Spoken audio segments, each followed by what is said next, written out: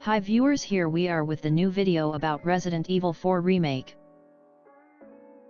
In light of the high-quality remakes of Resident Evil 2 and 3 released in 2019 and 2020, it felt like a safe bet that Capcom would do an equally admirable job of rebuilding Resident Evil 4.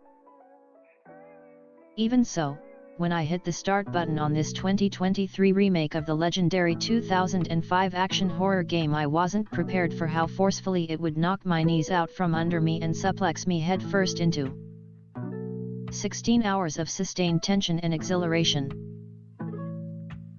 This fully revitalized campaign dramatically won UPS the original in almost every conceivable way.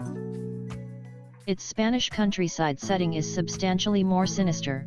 Its pacing has been tightened to the point where hardly a single minute is wasted. And its controls have been modernized in order to allow its signature dynamic shooting mechanics to really shine. I've been waiting 18 years for a game to thrill me in the same way as Resident Evil 4. As it turns out, this whole time I've just been waiting for another Resident Evil 4. The original Resident Evil 4 is a landmark installment in Capcom's seminal survival horror series that, for many, would need no introduction.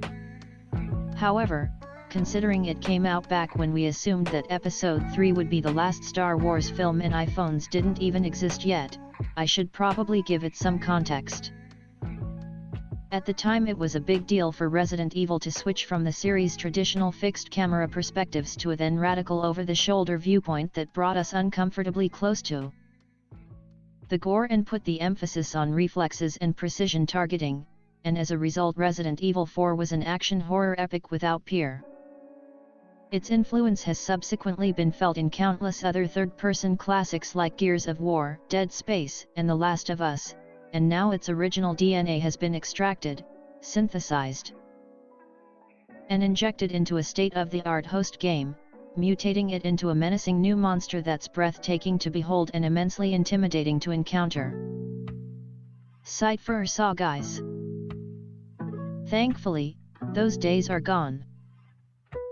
Not unlike the recent Metroid Prime Remastered, this Resident Evil 4 remake plays like a 2023 game.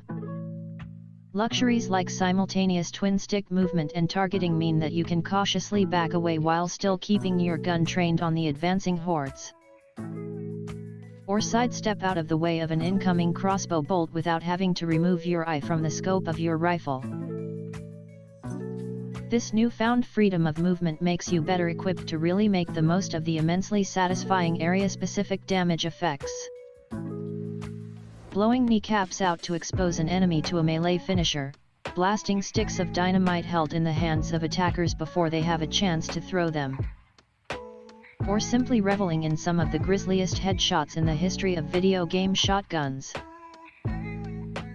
None of this will shock you if you never played the original, but trust me, it's a big deal to those of us who are back for round 2.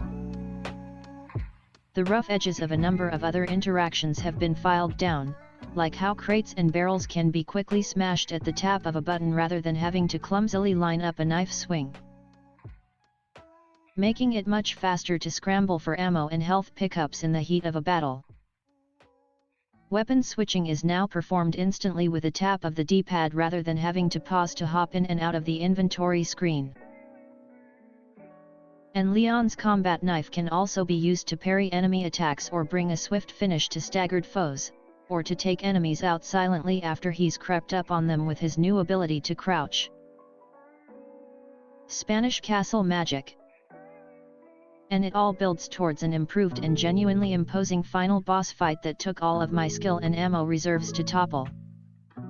Thank you for watching the video.